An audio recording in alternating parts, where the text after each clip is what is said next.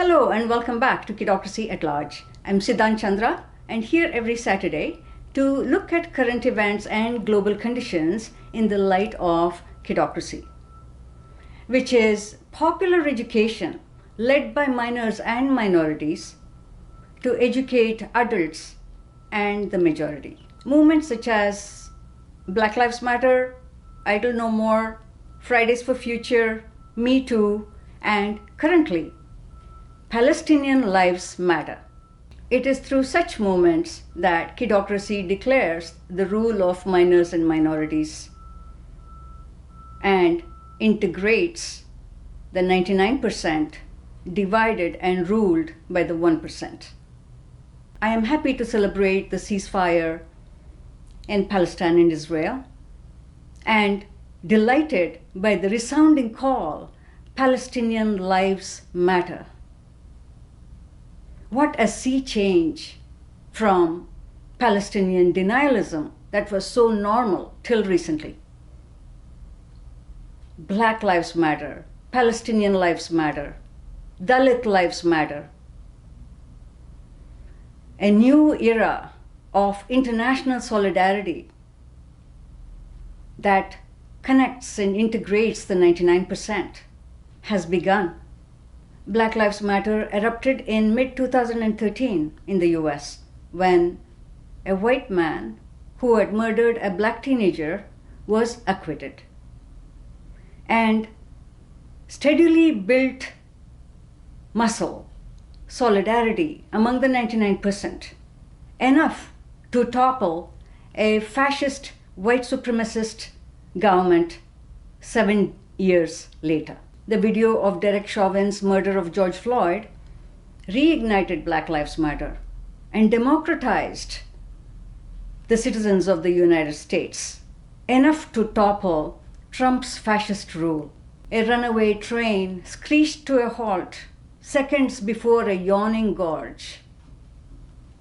In kidocratic terms, the citizens of the United States flew from the molar aggregates of state power towards molecular connections with black people. They turned away from justifying the status quo of the majoritarian white supremacist police power towards a minoritarian solidarity with their victims, the weaker entities. Since then, Derek Chauvin's conviction has signaled the end of white supremacist impunity. And the new government has proved itself teachable. The current education of establishment Democrats by the progressives continues apace, especially the 4 non-white women comprising the squad: Alexandria Ocasio-Cortez, Ilhan Omar, Rashida Tlaib, Ayanna Pressley, all non-white younger women powerfully tugging the complacent white rich Democratic Party leftward. AOC introduced a joint resolution of disapproval to block military aid to the tune of $735 million to Israel. And a Times photo of Rashida Tlaib confronting Joe Biden on the tarmac of an airport about Palestine is powerfully epic. What a moment of inspiration for minorities to see these women kick complacent white Democratic Party ass. This is kidocratic education. In an essay published in 2002 called May 68 Did Not Take Place, Deleuze and Guattari say that the revolutionary ideas of the 60s, both in Europe and in the Americas, were not assimilated into the collective human psyche. They were betrayed by conservative backlash that has continued till now. And now a redeployment of those ideas needs to occur. And they imagine two simultaneous fields of possibilities.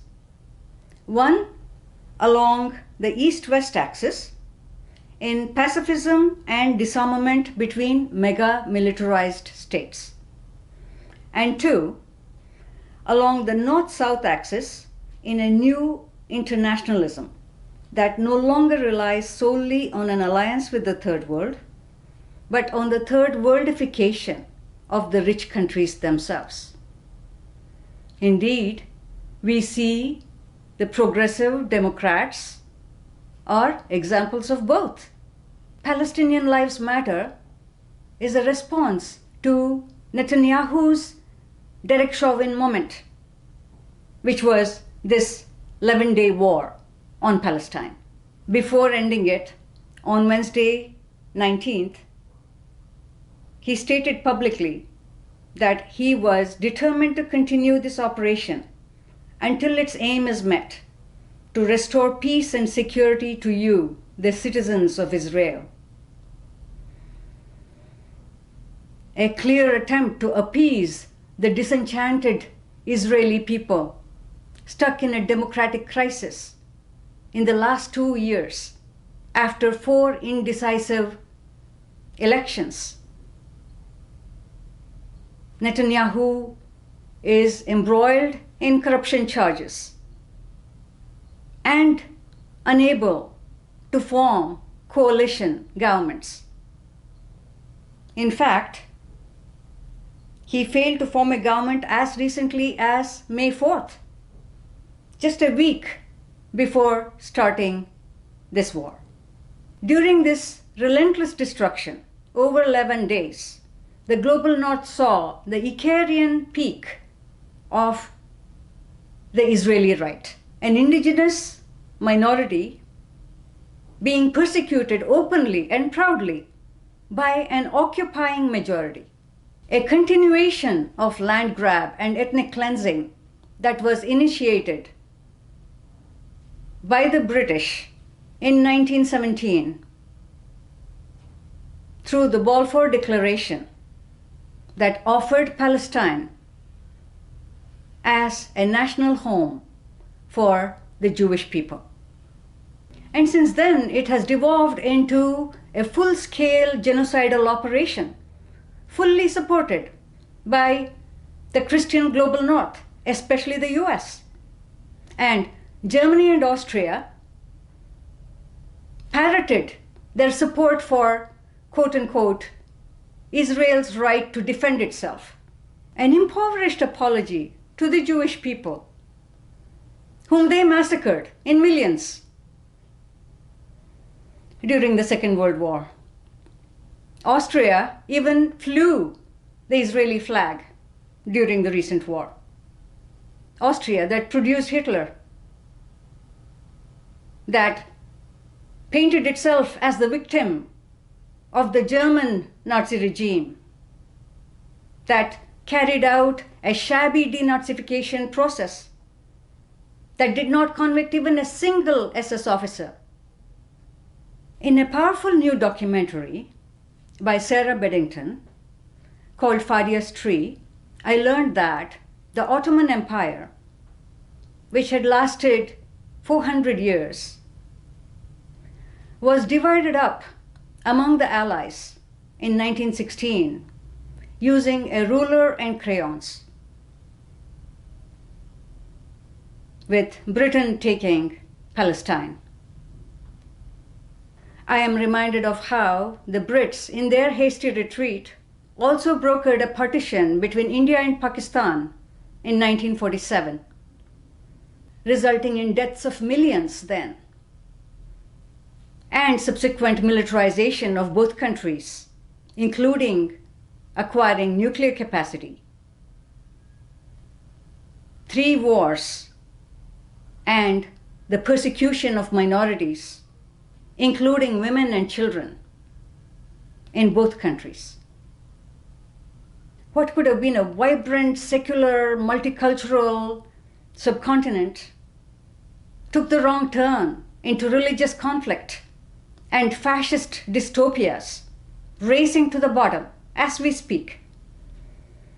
Even during the recent war in Israel and Palestine, which began with the desecration of the Al-Aqsa Mosque, another mosque in India, in Uttar Pradesh, Masjid Garib Nawaz al-Maruf, was bulldozed against court orders.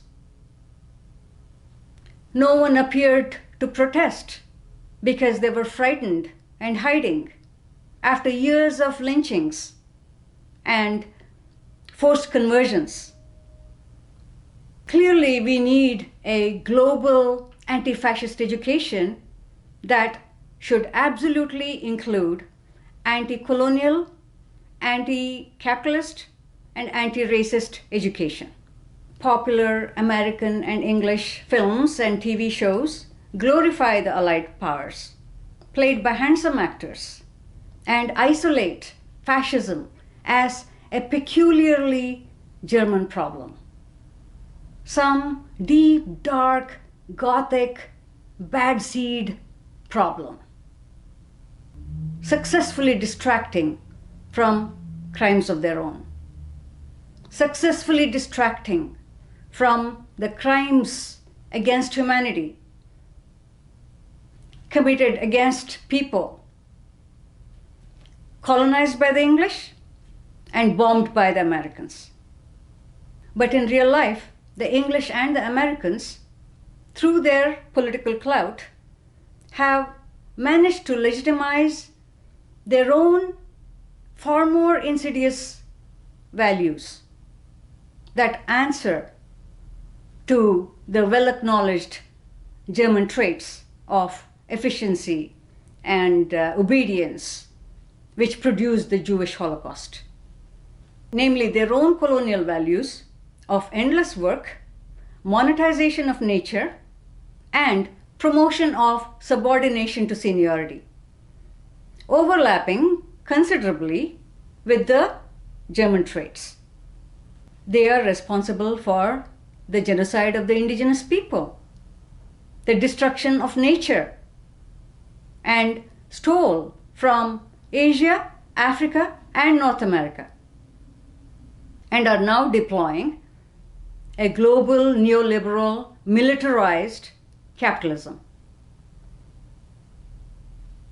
Who are selling arms to Israel? The US, the UK, Germany, Italy, and Canada. Both the Axis and the Allied powers are united by the fact that they are all Christian majority countries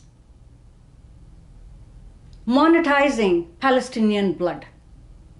Palestinians who are both indigenous and Muslim.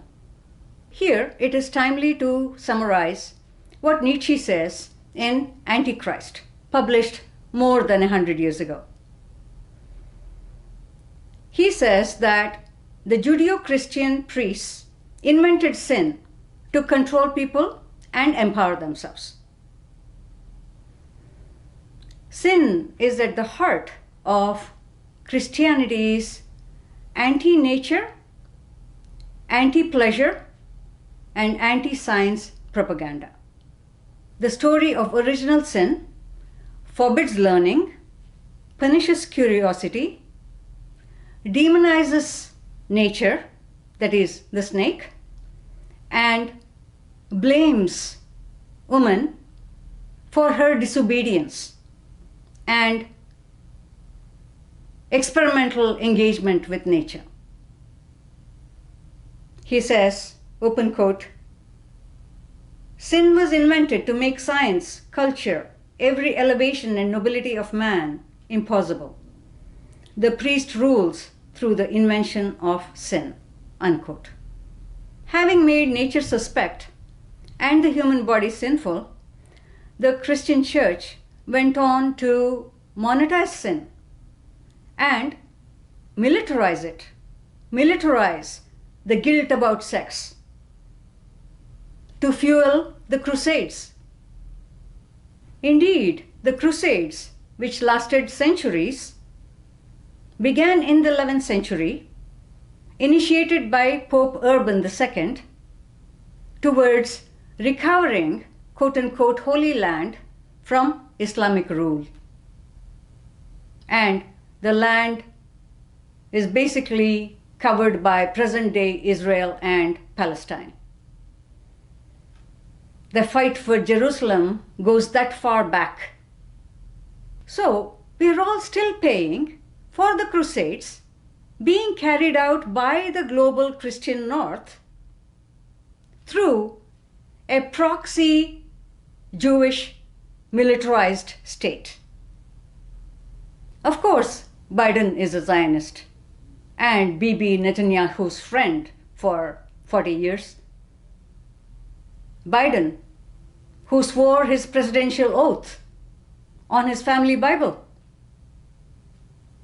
Friends, this weaponization of Jewish trauma due to their Holocaust is stacked on centuries of Christianity, colonialism, and capitalism, which makes this dynamic moment of Black Lives Matter and Palestinian Lives Matter shimmer with epochal possibilities. Just as the American progressives called for a blocking of military aid to Israel, there were similar calls in Canada and the UK. In Italy, in the port of Livorno, the port workers' union physically blocked a ship headed to Israel with arms. Let us seize this moment to demilitarize the planet and defund the police. Let us start a peace process in earnest, not just in Israel and Palestine, but also other parts of the world, divided and ruled by colonialism and fascism. Let us dismantle the military-industrial complex and the prison-industrial complex. To reiterate Deleuze and Guattari, pacifism and thirdworldification are both happening as we speak. The minorities of the global north are demanding a demilitarization and defunding of police, noting that the same weapons are deployed against the people of Ferguson and the people of Palestine. It is time for the 60s call by the anti-war movements, make love, not war. It is time to redeploy that to actualize a global ceasefire. It is also the key message of Lysistrata, the eponymous heroine of a 5th century BC play, comedy, written by Aristophanes. Lysistrata, an anti-war activist, successfully organizes the women of the Greek states that are at war with one another to end the war by denying their lovers and husbands sex, thus incentivizing reconciliation. It is a choice, love or war. Let us love and do what it takes to demilitarize and defund the police. The word Lysistrata means disbander of armies. Let us all become Lysistratas, irrespective of our genders. Let us become disbanders of armies. Till next week. Bye.